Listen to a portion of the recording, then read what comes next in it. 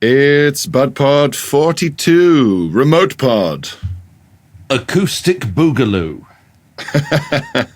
Glenn, if anyone is watching, Glenn, you look like our Melbourne correspondent because you've got the city behind you, big skyscraper. I've got the city behind me. This isn't real, by the way. This is like a green screen generated. I can change it to the Hollywood sign whenever I want.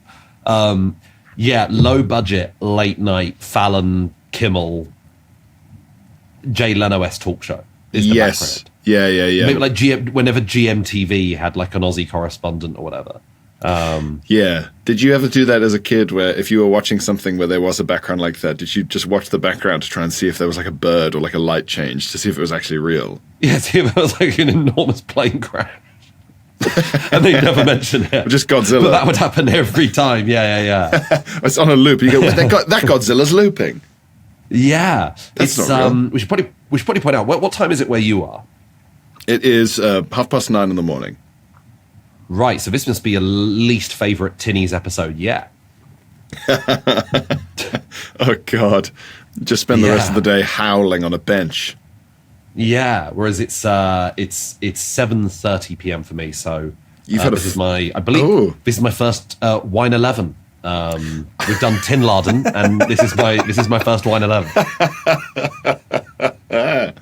And you're in Australia, so it's appropriate for you to be drinking white wine in the sort of warm evening. Yeah, I've been here for like a week and a bit now. It doesn't feel like it. I flew to Singapore. Yeah. And I was in Singapore for a couple of days.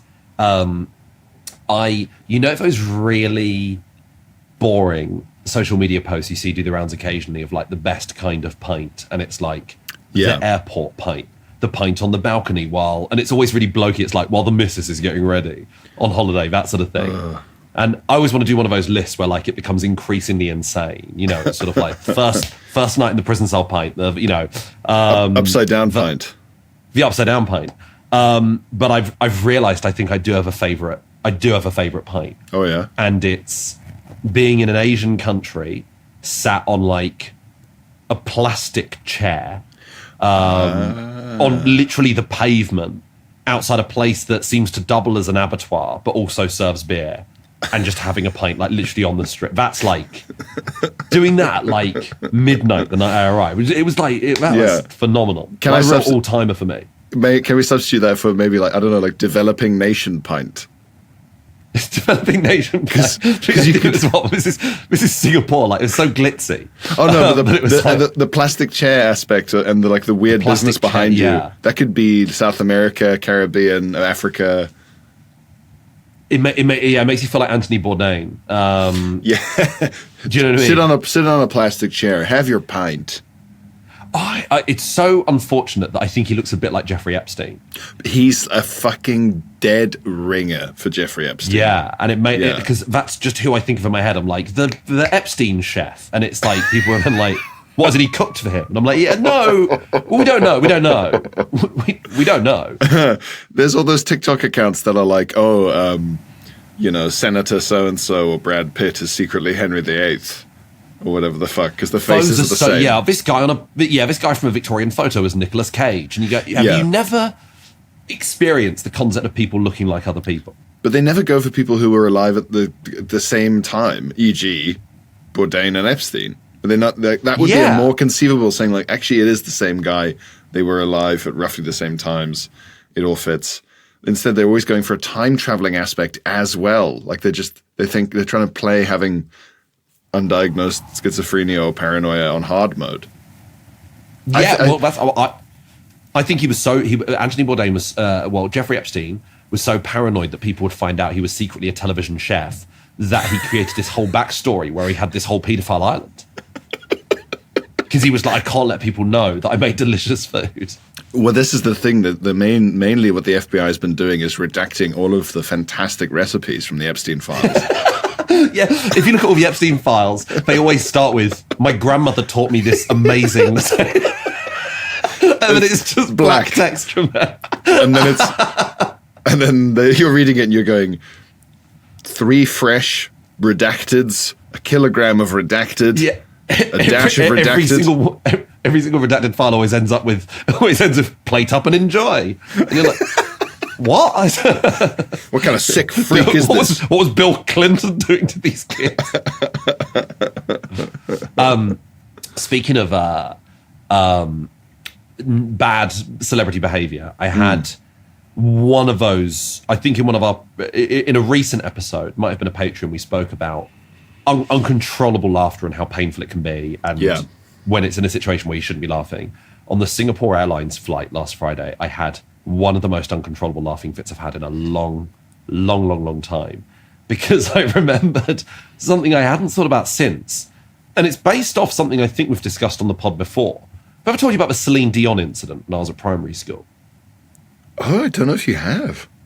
So, my parents, this was great, but when I was like 9 or 10 years old, they took me and my sister out of school for like 2 weeks to go to Disney World, because obviously it was so much cheaper to go not in the school holidays. Yeah. So for it was back in the day where I think you could take kids out to go on holiday. There was a time when it was very much just do what you want. Exactly. And also it's primary school and you go, really, what's the risk? We went to Disney World and had the best time ever. But when I came back, I found out that a bunch of kids had been hand-selected from my year to be backing singers for Celine Dion at Wembley. What?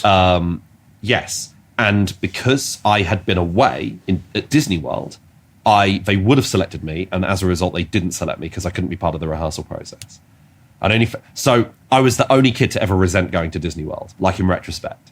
I was like, I can't believe I've missed out performing at Wembley with Celine Dion. But this is the insane bit. My friend JJ, who was like my best friend at the time, he was like really gloating about it because the kids weren't allowed to talk about it because we were best friends. He like let it slip. That's a funny. You don't meet Celine Dion. It's such an incredibly specific. He was like gloating about it all the time, and kept on saying that like him and Celine Dion were like best friends, and she like really really liked him, and he was like, yeah, she just really likes me. This was driving me insane. And when the school announced that they were going to be performing, like officially, they did an assembly, and they brought up a big picture from the rehearsal process, and it was all the kids. It looked like a school photo, but where the headmaster's Celine Dion. She was like sat in the middle. Celine Dion School for the Musical Boy. Yeah, and so, and in the picture, he's sat next to Celine Dion, and she's got her hand over his hand on his knee. So he was like, "Do you see? We're best friends." And I was like, oh my God, it's clear-cut evidence. Like, she like loves my friend JJ. Yeah. This is insane. It's the most envious I've ever been. And then that weekend they performed. And on the Monday I was like, come on, how was it? Lay it on me. Did you sleep with her? Just tell me. He told me she sucked him off. No, come on. I hadn't thought about that since. Come on. But looking back, that is the funniest allegation a kid could make. That Celine Dion had assaulted. That Celine Dion organised this whole thing, this whole concert. We were like 10 or 11. I can't stress enough, he was happy when he told me. He wasn't like just staring at the wall. Like, something really weird happened last night. And I'm like, that's amazing, man. That's so cool. But yeah, it turns out I think Celine Dion must have gone to the island. If that was her behaviour in the UK, hiding in plain sight. If this is presumably backstage at Wembley as well. With a lot of people around, runners and things. So many people around. So many people around. But this would happen a lot in media at the time. Very Beano behaviour. I know the Beano's come up quite a bit recently. Yeah. But of like, the cool kid in school, suddenly, like in the Bash Street Kids, suddenly has his arm around like a supermodel. And you go, arrest her. Richie Rich. Yeah. Richie Rich, the Macaulay Culkin film. He's on the front cover of People magazine. And the headline is "Sexiest Man Alive?" ? And the answer's no. No, he's a boy. He's a little boy. Imagine I'm like, turn to page 40 to find out. No, well, it's he's just, a child. You turn to page 40 and it's just, it's like a policeman pointing at you. Yeah. Your jail needs you. Here, come to this address. Yeah. I'm trying to find the because was it Richie Rich or was that in a brief fantasy sequence in Home Alone? Am I crazy? Where what happened? Sorry. Sexiest Man Alive, the Macaulay Culkin magazine thing. I'm absolutely certain it's Richie Rich. The only things I remember from that film, a toothpaste that like can burn through prison cell. Fuck gates. Yeah! That's all I remember. I don't know what the context of that is. I remember he's got McDonald's in his own home because I always found that entertaining, the idea of what the staff do most days. They have there's like 10 employees there, and they're like. They're phoning it in beyond belief. That milkshake machine is never working.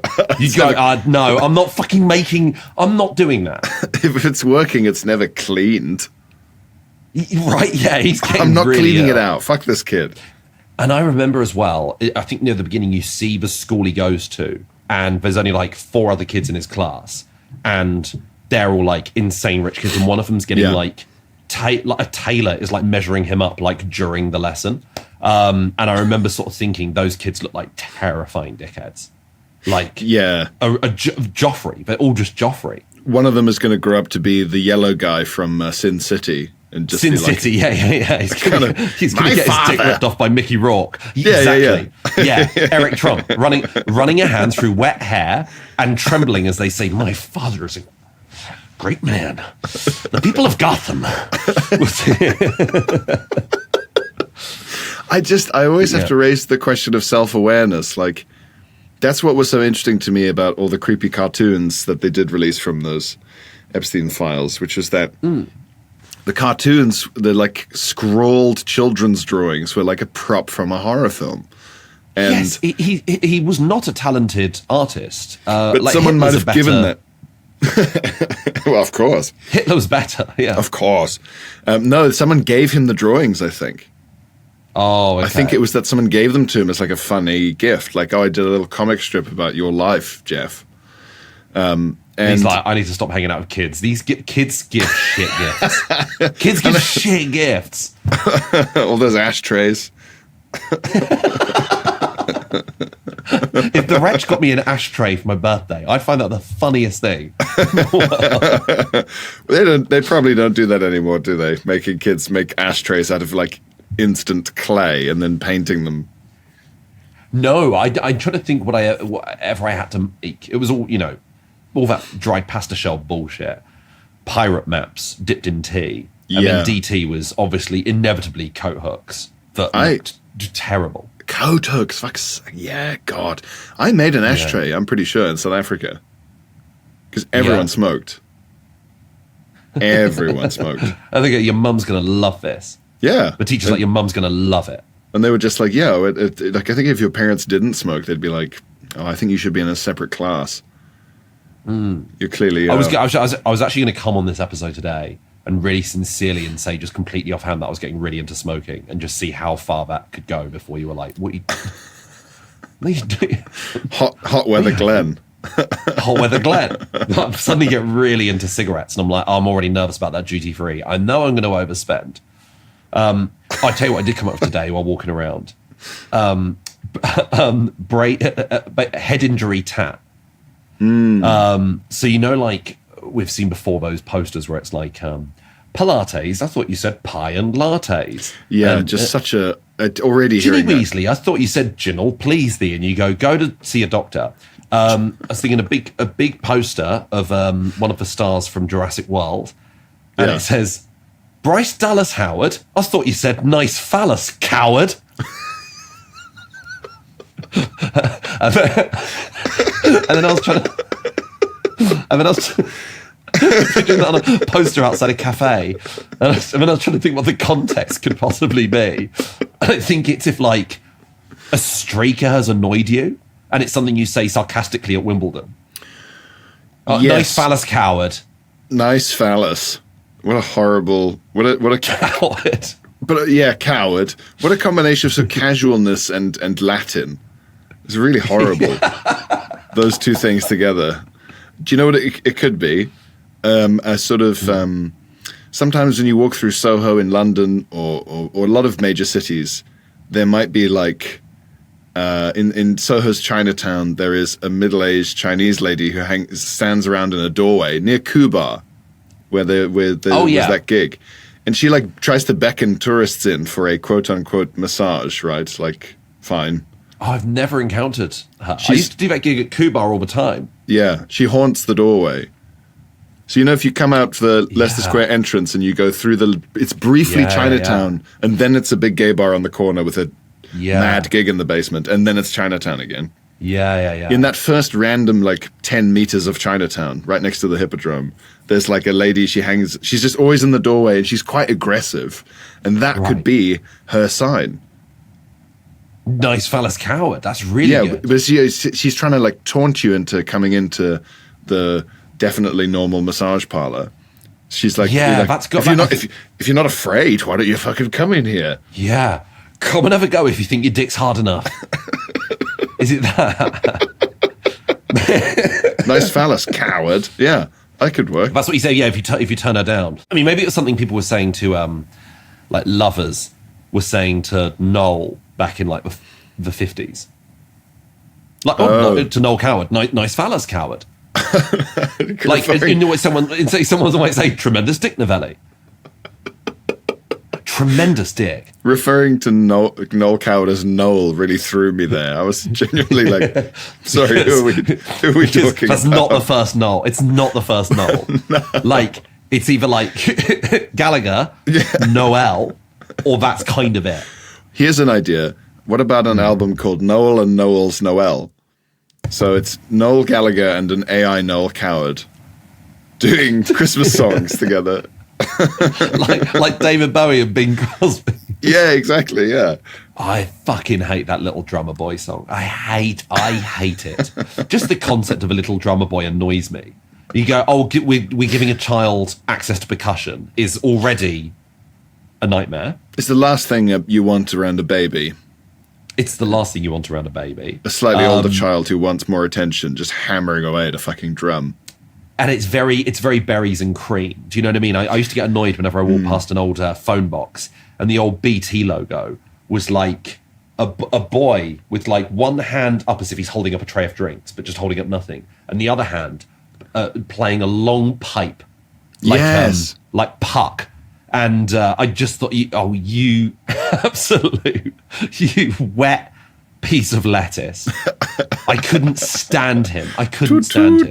You don't like the little... It was the only time I ever got like really toxically masculine was looking at the BT boy, who's only made up of like red and blue lines. But I was like, we're becoming weak as a nation. You were pointing at the little BT, little flute tooting cherub and saying, weak men make hard times. I was getting like really like manosphere about the BT boy. I'd love if this got you on Rogan and you had to explain the tooting BT boy to an increasingly confused Joe Rogan. Yeah, and Rogan's like, and this is a real guy, and I'm like, well, you tell me. You tell me, Jamie. Can we get that up? And he's like, I say to Jamie when we get things up, don't fucking talk to Jamie.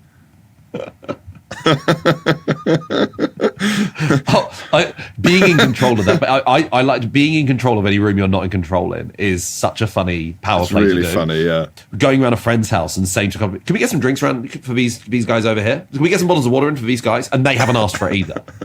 Can we get some bottles of water in for these people? Thank you so much. Standing up in the newsroom and saying, that's a wrap, everyone. That's a wrap. Okay. It's all done. Yeah, yeah. What do you insisting on someone else's TV show? Well, I'm afraid that's all we've got time for. But stick around. That's a great bit. Someone please do that. We should. I'm trying to think of an opportunity. I used to on stage, like having just done like say 20 minutes of just uninterruptible material, like just constant jokes, no play with the audience whatsoever. To just and go right. I think we've got time for one more question. That's funny. But then it would. But like after a while, I think people would be like, "Oh, what do I want to ask?" I'd be like, "No. Silly Billy is fine." Or they'd be Silly Billy is fine. They'd be sitting there going, haven't been any questions. You got it wrong. You got it wrong. Oh, one thing I must say about Melbourne audiences, no offence to the overwhelming majority of our Brits who listen, but they're nicer here. Well, this is the thing. We were discussing this over text, and if the pheromone does travel, it hasn't caught up with you yet.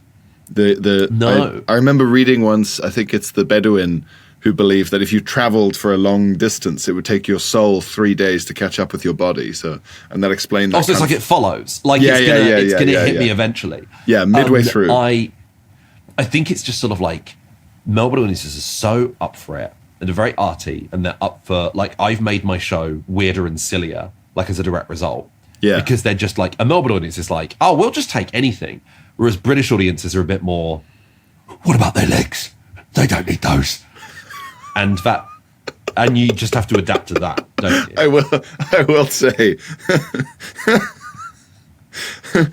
this is the second BudPod host who has referred to the British public as orcs. It's a consistent theme. I will say you have been not unlucky with audiences, but over the years you have accidentally managed to cobble together a heavily coated, an anorak-heavy, shuffling crowd sometimes. Why have you all got carrier bags of meat with you? Why? How did the venue let that in? It would be maybe few and far between, but they'd be gradually as you cultivate your own crowd, then they sort of die out. And there was no one on the tour this time like that, and very few people on the tour last time. But certainly when I started, like, my first Edinburgh Fringe audiences were like, you've come here to hate something. I remember to hate something. Yeah. 2018, or there was some time where you said, I think you genuinely said to me, just come see my show, to come see the show, but also just please, just 2017. It was my second show. Yeah, at the Tron, and you were just like, just tell me if you notice anything about the audience. Like, it was about the audience. Like, you were interested if I noticed anything amiss with these people, and I did. I have to say, it was. It was odd. There were some very, very odd characters who shuffled in. Then from 2018 onwards, just lovely, lovely, lovely people. But those first couple of years were like... I think just they see... if you were among those audiences, genuinely, I'm not talking about you if you're listening to this, because you have access to, like, headphones and a phone. So, like, this isn't you. I'm talking about people who are like, they live in a service station somehow. That's not, and as in what I mean is, they live in a perfectly nice house that's somehow within T-Bay services, and their eyes are permanently closed, and yet they can still drive from location to location. Their steering wheel is like one of those ones you'd get on one of those toy cars outside a supermarket, where, like, the wheel can just spin indefinitely, but it's having no impact. The car is somehow taking them somewhere, like a self-driving car. It's been, like, pre-programmed in. Yeah. They're creatures of fate. Yes. Would you get in a self-driving car? I haven't had this come up yet in my life. No, I'll let everyone else work out the die kinks. first. I feel this way about laser eye surgery still. I'll wait for everyone's heads to explode at the age of 60, and then I'll go, I was right not to get it. I'm still That's holding out on laser eye, self-driving cars, and asbestos. Like, my three, but I'm like, you really hold the line. You're really betting on asbestos, aren't you? Yeah, I'm like, I need to know. You've got that little asbestos. I need to know if I need to change this wall. Change my pillows. Yeah. Fuck yeah. But I'll tell you who's not burning to death head up in their sleep. Old Glad Moore. Yes. I've been on tour. I came up with a song for you while I'm on tour. Oh, brilliant. Yeah, I'm looking forward to this. So let me just find here it is. So the song is, this is about the difference between London and the rest of the country. Yeah? Okay. Just a little fun song. Regional town, it's the one place where you don't want to frown, 'cause people will ask you about your mood, and if you don't reply, then they'll think you're rude. Regional town. There you go. Right. What specific incident led to this? Just walking around a regional Cheer up, love, town. it might never happen. Yeah. Imagine the person who shouts that at me. Incredibly confident, almost flirtatious. Look more serious. It might happen. Which are you willing to? Are you willing to share the regional town where this happened? No, just in general. No, it was just a general observation of like how much more people just come up to you and talk to you about like the train delay or whatever. Whereas in London, just that does not, it's unacceptable. Do you know what? I mean, I lived in Sheffield for many years, and I did like it. I did like just how, if you've got something to say, just say it to someone. Like, I think everyone's mental health is significantly better because people are just letting it, like, they're talking in the same way birds do in the morning. You just talk. Genuinely, I was like, this is a good thing. Well, this is a good thing until it happens to you when you're not in the mood, and then you're like, oh, okay. My problem is I'm 99.9% never in the mood because if I'm on a train platform, it's maybe is the old autism. Someone points at the delayed train sign, the information screen, and they'll be like, "What's going on? What's going on?" I don't know. I want to turn to them and say, "I don't know, man. What do you want?" They've gone to the tallest person there, as if that's what the train station recommends. If you're frightened, go. They've gone. Find the nearest grown-up. If you see something that doesn't look right, find the largest person you can. They're in charge. Height is power. British Transport Police. See it, say it. Oh, isn't he big? Yeah. And that's the whole slogan that they use on transport. See it, say it, toilet, I did have one strange social interaction so far in Melbourne, I must say. Yeah. And this was yesterday. So I've had a lovely day at the beach, a splendid day at the beach. But yesterday I spent the day by the swimming pool and I had a great time by the swimming pool. There's a swimming pool in the block of flats I'm in. And it was just me, whole pool to myself. Felt amazing. Felt really, really great. And then the door like bursts open and immediately sort of like, I know this is so unreasonable. Like I hate whenever someone gets on the train I'm on. Like it's so unreasonable, mate. But I'm like, you've mentioned this. You suddenly it's public transport now. Exactly. Yeah, that's been ruined. So as soon as someone enters the same swimming pool, you're like, well, now it's like we're sharing a bath. I hate this. Yeah. They may as well roll in a turd like a grenade into the pool. As far as I'm concerned, no matter how clean this person is, but I'm like, there's just something about that sharing of a wet space, and they're like really so weird. They get in and they're really washing their face, and you're like, oh no, yeah. They take it like they take ablution so seriously. Do you mean like when you're like like in the gym changing rooms where men just like really aggressively towel their dick like so angrily? Yeah. We should all be doing this. They're so like furious. Yeah. They take their dick so seriously. Well, they take their pubes so seriously. They have to be so dry. Why you're looking at mine? They're so like it's so important to me that you look at my balls. It's so important to you as well that you see my balls. That's really important. They apply the same level of aggression to inside their ear inevitably as well with the towel. They're like like they're fucking trying to start a motor. Having gym membership made me realize I can't open my legs nearly as much as other men twice my age. They'd be sat there like they're sitting on a chair the wrong way round. Do you know what I mean? Yeah. They're sat on a bench with their legs fully 180 degrees, straight line from knee to taint to knee. Straight line. A bullet could pass through and not touch anything. Like a ballerina. And it was, and you go, why is it so vital to you that I see your taint? Like, this is insane. It was so weird. But anyway, I'm sat there on my own, like on one of the sort of sun lounger sort of things by the pool, and the door bursts open, and it felt like being at school. About 20 people being led on like a tour of the apartment block. Were like led in and shown around. All like so smartly and fully dressed. And I'm soaking wet and in swimming shorts just on a sun lounger. And they were just stood around, they were stood like around my bed. Like, it felt like this is definitely someone's fetish somewhere. Do you know what I mean? Like closed public nude male poolside embarrassment. Poolside embarrassment. It's false fars. It was like, this is so fucked. But they were just like talking over my bed, and it was like, I hate this. So I hate this. They were like doctors in a medical drama, and you were the patient. Yeah, like as someone who's been like signs of chlorine, nurse towel. As someone who's been in like a state of undress on stage before, that's more naked than I felt in a long time.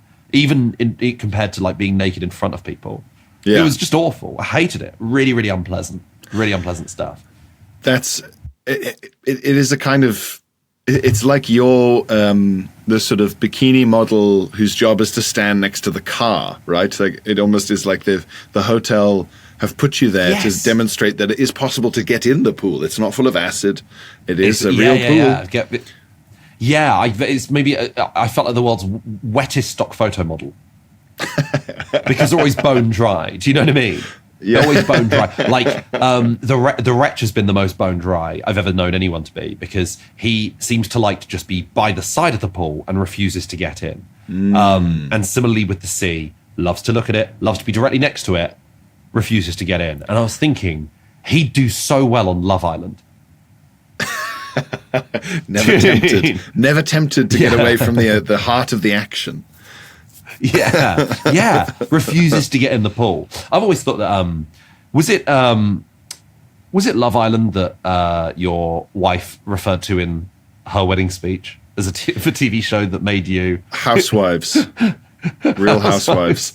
Right? I said it makes me feel spiritually unwell. But have you seen Love Island before? Yes, I've watched a few episodes, and then I've seen clips of. I think maybe even your wife sent a clip to a WhatsApper in of the Love Island people saying, "Is Barcelona in Italy? Are there trees there?" or something along those lines. Where like the kind of sentences that a medieval person would say. Come up on Duolingo. Yeah. Duolingo sentences. Yes, exactly. The bear stole my pineapple, they say, as they... My grandma's girlfriend has an apple. Okay. I still can't say hospital, but okay. I always thought, because they never get in the pool, Love Island would be so much more interesting if the pool also was fully empty and had to be used for all ablutions as well. Oh, the sort of mega toilet. Yeah, the show's called Toilet Villa, and they sit around this like drained swimming pool, fully drained. There's loads of leaves at the bottom, even though there's no trees around. There's loads of leaves at the bottom, and it's just who breaks first. One really big spider in the corner, but you can't tell if it's dead or not. That's the kind of thing you'd see. It hasn't moved, and we're still staring at it. Yeah, but like I thought you were going to say it would be who breaks first, because everyone sits around the pool. Like I think it was we might have discussed this on the pod before. I saw online someone was talking about a pub, I think in Wrexham back in the day, that had basically it was free pints until someone used the bathroom. Yes, on like Wednesday nights or whatever. So you'd have actual like punch ups happening because people were going in for a piss and people were like, "Don't you fucking dare!" Like people literally like pissing themselves in the bar. Oh my god! It's so fun. One of my favourite piss-based stories catheter that I've ever heard. My other being a drinking game that the Absolute Radio presenter Dave Berry told me about, a real like rugby lads drinking game called. Have we ever spoken about Blue Dot? No, I don't think so. Blue Dot is you and all your mates sit round, and you've got to piss yourself as little as possible. Blue Dot, fuck me, as in on your jeans. Yeah. That is... What's the least you can piss yourself? So it's a Kegel contest. Yes. It's a Kegel contest. You're saying who's got the most muscular dick valve? I actually think it'd be a really triumphant game to play for like NCT meetups when everyone's got like a 3-month-old. Do you know? I'd like to see us add this to Mr. World, where... Yeah. Schwarzenegger, a young Schwarzenegger is letting out just a millimetre of piss. Just incredible. I could see him getting very serious about that sort of thing. Yeah. Do you know what he did with his calves? Oh God, what now? No, because working out your calves is one of the most annoying and difficult things for bodybuilders generally, on average. And he was like, right. I was so lazy with my calves that I cut off the bottom half of my trousers so that people would see my skinny legs and laugh, and it would be like to humiliate himself into working harder. So he was going around in shorts, even in winter, so that people would be like, haha, he's got skinny little calves, even though his upper body's so big. What a weirdo.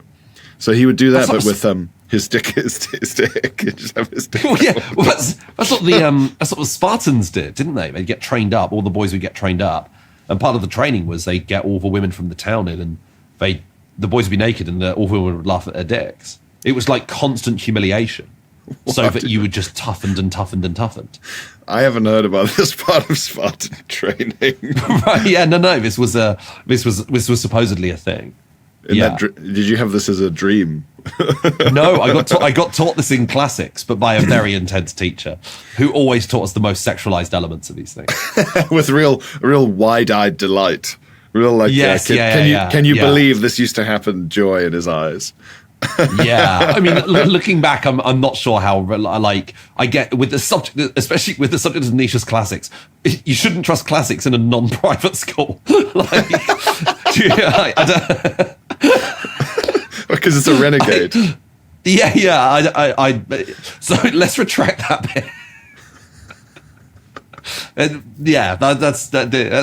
That's essentially as valid as my friend getting a Blowjack Horsejob from Celine Dion back in the day. They're both exactly the same thing. Oh, let's do some correspondence. Important announcement, guys. We want you to go and vote for BudPod for a listener's lobe in the Golden Lobe Awards. It's a public vote. The rest of the awards are judged by judges, but this is democratic. It's up to you, the listener. There's a link in the description, and we'd love it if you clicked through and voted for BudPod for the listener's lobe. Yes, we are nominated under one of the categories, aren't we? Is it Best Tangent we're nominated under? Best Tangent for Mr. Blobby IRA. Yes. Which is an odd sentence. Yes. Yeah, insane that you can get nominated for any sort of award for making those sort of assertions. But yes, as I've always said on BudPod, don't boo, vote. And, we've always said that. We've always said that.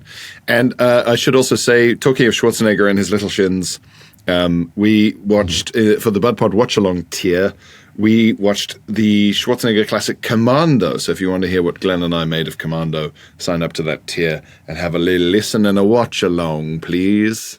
Yeah, it's a good film as well. This isn't like going to be a slog for you to watch. It's like a legitimately just good fun action movie. Fun. So, yeah. We should get thinking as well about our next movie watch along. And I've got one that's like really sticking out for me. Oh yeah? Osmosis Jones. Oh my God, yes. I haven't had the chance to crack up in a while. Really looking forward to crack. We've got to crack up. We've got to crack up. We've got to crack up. Oh. The world needs laughter, and we need to crack up. And Osmosis It's been a while Jones, since we cracked up. I think it was nominated for like the MTV Awards for like funniest film of the year, which was obviously insane because, as we all know, it's the funniest comedy of all time. Yes, there should be a special Oscar that only goes to Osmosis Jones every year. Every year. Yeah. The Osmosis Jones Award goes to, of course, Osmosis Jones. They should make in memoriam an Oscar category of the most dead person. So if someone gets chopped up by a helicopter, they go, yeah. Right, the guy from the fucking Twilight Zone movie, Vic Morrow, whatever his name was. Yeah, you just go, he is so dead. He's so dead. Some people just like, they died of natural causes, but someone who really died, they win the Oscar. And then obviously every speech always has to begin with, they couldn't be here tonight. They'd always dreamt of winning this award. I think for the Oscars, there should be a designated receiver. So whoever it is that can't be there, they pick up the award. But they have to keep coming up with increasingly more and more awards tumbling out of their arms and dropping them and stuff.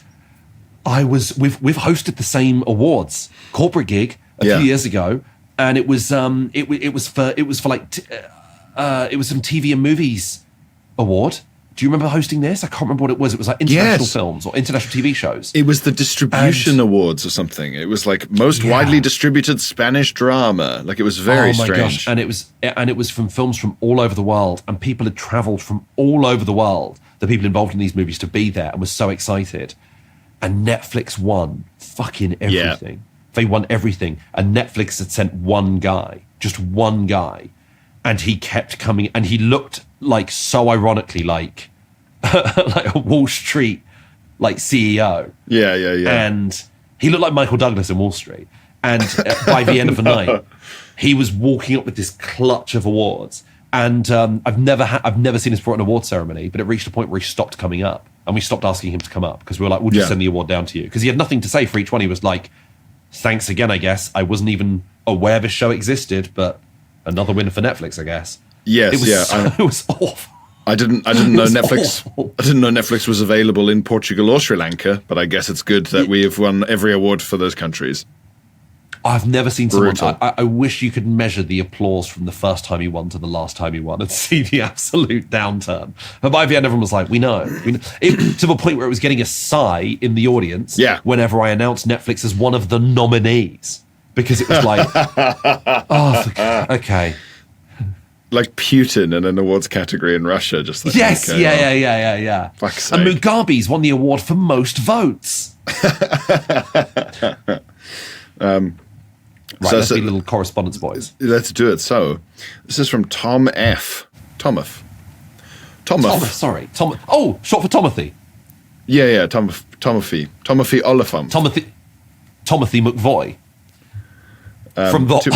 From the Oklahoma bombing. Okay.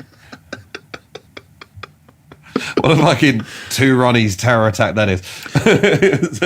Just about to go live, but someone switched all the vowels on the breaking news teleprompter. So, swapping vowels is funny to me. Broking noise. Broking noise. Tomothy McVoy has done the Oklahoma bombing. He's been sentenced to death.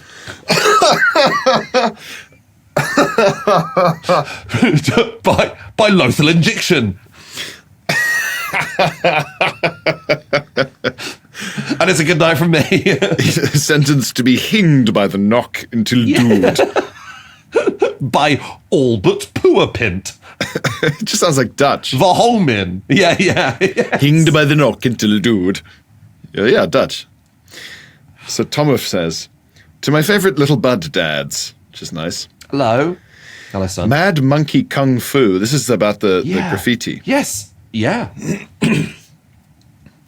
Shout out again to the person who goes up and down Holloway Road writing McShit on all of the McDonald's adverts in marker pen. Very funny.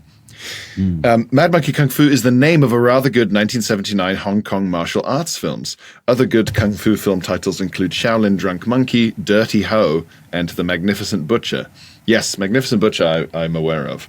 Anyway, regarding your important survey on graffiti, I live in Tasmania, home of Phil Wang's beloved Fat Car, which is an important piece of art. For decades, writ large on a brick wall in a popular suburban street was the phrase, "Pig poo is crunchy." Oh. Yeah. Oh, I don't like that. It's visceral. Yeah. But decades, just like, that's the pig poo is crunchy wall. No, that's just life. When it was finally painted over, Tasmania was plunged into a housing crisis. Make of that what you will. Of all the portents. Yeah. Of all the portents to have. They've painted over the pig poo sign. Well, I have a really sell up and leave. A very funny portent I'll share on the Patreon. I don't feel comfortable saying on the main, just because of who I think might potentially listen. Okay. All will be clear on the Patreon. And we have a trickaloo for kids from Ollie. Great. Always open to trickaloos. The basis for this was you pranking the wretch by telling him that you had inflating his head on imagery, yeah. Yeah. It's so funny. Afternoon, gents. Before I tell you my prank, I just want to make it clear that as a father, I would never use the following on my own child, regardless of how effective it was. But here's how an adolescent me got my younger brother to stop screaming in my ear. Okay. So it's to his younger brother when he was a teenager. Yeah. Back when I was about 18 or 19, I was playing on my Xbox 360, of which my then 5 or 6-year-old brother wanted to play, or just to disrupt my game, as little brothers like to do. I tried my best to ignore him, but his shouting just got louder and closer to the point where I could no longer ignore, as he was borderline screaming in my ear. Instead of shouting back, at the point of snapping, I instead just immediately dropped my controller, stared blankly ahead, gave my ear a couple of whacks, and simply said, "Hello? Hello? Oh, fucking hell. Teddy, say something." "Hello," murmured a now panicked child. "Say something," I shouted. "I did." "Oh no, oh no," he cried out, literally. "Teddy, I can't hear you. I can't hear anything. I think you've deafened me," I shouted. Jesus Christ. By this point, he was absolutely freaking out and hysterical, saying, "Ollie, can you hear me?" It was then that I dropped the act and said, "Well, luckily I wasn't deaf, but if you carried on, I would be." And he never shouted in my ear again. That's like 50s dad level stuff, Ollie, from you as a teenager. Well, I mean, I did a module I dropped out of in uni because I couldn't bear it. I ended up switching over to something else. Child My deafening? second year at uni. Well, I was doing a module called The Romantic Child. And it was... What are you talking about? I know. It felt so like nonce adjacent. I was like, I don't feel comfortable doing this. But it was depictions in sort of like old romanticism literature, early 1800s sort of stuff. The whole module was about depictions of children. I don't know why. But actually, it ended up being more like literature for children at the time. And it was really not in any way challenging me. And I didn't like this module at all. But loads of it was about fables that kids had at the time and children's stories from the early 1800s. Every single children's story is something like that. A kid is just being playful, and then the worst punishment does actually happen to them. And so one was like these two brothers, have this little like skipping rope sort of thing, and they have it stretched over a pathway. And when people are about to walk across that pathway, they sort of trip and stumble on the rope, and the boys find it funny. And it's annoying, but you go, it's not the worst thing ever. And they see this guy properly sprinting, and they hold up the rope, and this guy goes sprinting and just shatters his leg. And the boys are like, "Oh my God, I'm so sorry." And the guy's like, oh my God, my leg. I'm a messenger. I work as a messenger. I can't do my job anymore. And they're like, oh gosh. And he was like, I'm meant to be delivering a message right now. And they're like, "What's the message?" And he's like, "Your dad is seriously ill, and I need to get a doctor right now. I was going to get the doctor. And because he's broken his leg, no one can get the doctor in time, and the kid's dad dies." And the story ends with, "So don't do that then." Fucking hell, Every man. story for kids in that era was that. It's all horrifying. It was so miserable. It's like all the German stuff like Strudel Peter, where it's like his fingernails and his hair got too long, so they chopped off his head and hands. And you go, we had no choice. We had no choice but to remove his heart without anesthetic. So that's going to happen to you, isn't it? Well done. Hope you're happy. Enjoy your book. Yeah. You fuck. You little fuck. So bear that in mind, listeners, as we move to the Patreon, where we will be sharing even more harsh moral lessons. Thank you very much for listening. Don't forget to vote for the Golden Lubes, and I'll see you on tour. Koji to everyone who's seen me on tour so far. It's been a pleasure seeing you there. Likewise, thank you everyone who's seen me in Melbourne, so many podbuds, and it's been a hell of a lot. I am here at the time of this episode going out. I'll be here on the Wednesday night, the Thursday night, the Friday night, the Saturday night, and the Sunday night before I then go on to the Sydney Comedy Festival. But thanks so much everyone who's been. It has meant a hell of a lot. It's my first time gigging in Australia, so it's just lovely to see people there in the first place. All right, Koji, see you guys next week.